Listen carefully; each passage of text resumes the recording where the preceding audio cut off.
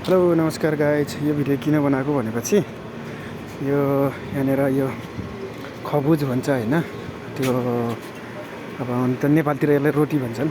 जस्तो कि नेपालमा जो बिहान बिहान डुनोट पाउरोटीहरू लिएर आउँछ नि, हो त्यसो लिएर आएको हुन्छ होइन। अनि त्यो चाहिँ यहाँनिर उ गर्छ क्या, यहाँनिर राखिदिएको हुन्छ क्या, पसलवालेहरू उठेको होइन होइन, यहाँ राखिदिएको हुन्छ।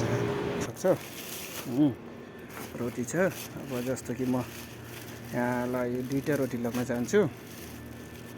दुईवटा रोटी मैले निकालेँ है। अनि योमा चाहिँ पैसा हालिदिनुपर्छ क्या, इमान्दारिता हुन्छ यो। 9 वर्ष भयो मैले यो देखेको है। यो चाहिँ 1 रुपियाँ हो, यो 1 रुपियाँ। अनि यो चाहिँ यो 50 पैसा, अनि यो 50 पैसा। त्यो हो गाई होइन। 9 वर्ष भयो यहाँनिर यस्तै चल्छ जहिले भए पनि। जुनैसुकै पसलमा भने अलिक पारेको पसलमा पनि त्यस्तै छ। त्यही भएर चाहिँ यहाँ कोही कसैले रोटी मात्र उठाएर लगेर गयो, लगेन के अरे रोटी मात्र लगेर गयो। पैसा चाहिँ मैले यहाँभित्र हालिदिइसकेको छु।